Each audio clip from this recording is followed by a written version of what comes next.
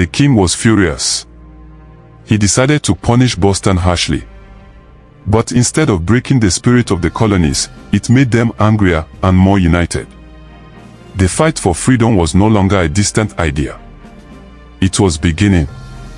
In 1774, Britain responded with laws the colonists called the Intolerable Acts. They closed Boston Harbor so no ships could enter or leave. This meant no food, no supplies, and no trade. Soldiers filled the streets again, and the people felt trapped. Many families struggled to survive, but other colonies sent help, showing strong unity. Leaders from all 13 colonies knew they had to act. They traveled to Philadelphia for a meeting that became known as the First Continental Congress. For the first time, men from places far apart sat in one room, thinking as one people. They discussed their rights, their anger, and their hopes. Some wanted peace.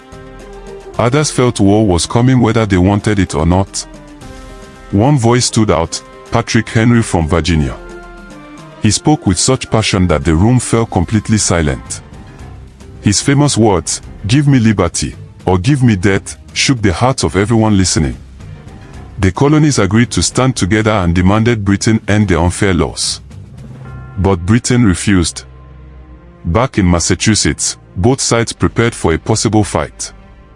Colonists began training as Minutemen, ready to grab their guns and move in a minute's notice. Secret supplies of gunpowder were hidden in barns and homes.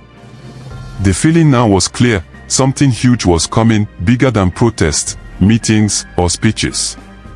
A spark had been lit, and soon the whole world would see the fire.